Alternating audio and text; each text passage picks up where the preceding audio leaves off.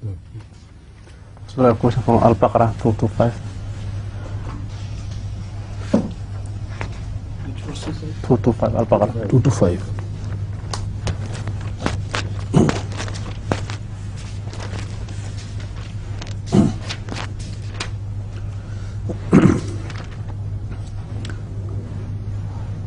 اعوذ باللہ من الشیطان الرجیم بسم اللہ الرحمن الرحیم وَلَا تَجْعَلُوا اللَّهَ عُرْضَةً لِأَيْمَانِكُمْ أَن تَبَرُّوا وَتَتَّقُوا وَتُصْلِحُوا بَيْنَ النَّاسِ وَاللَّهُ سَمِيعٌ عَلِيمٌ.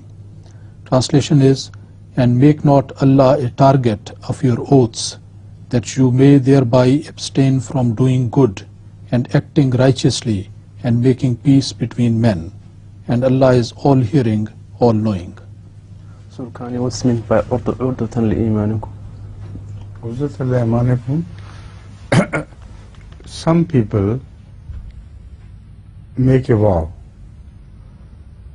with reference to God, that God is our witness, that we are going to do this and that in future. And the vow itself is not valid.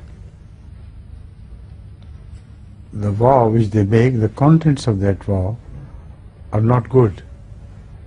For instance, some people vow that we shall never do relative of ours because he has transgressed the education or the teachings of Allah. So although apparently this is a good vow, but once it is made, it prevents the person in the name of God to do what God has himself taught. So do not make urzatan. Don't make Allah a target of such vows, because there is no contradiction in Allah.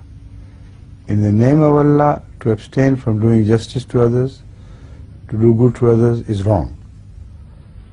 So this is why it is said, do not make Allah a target of these vows. Understand?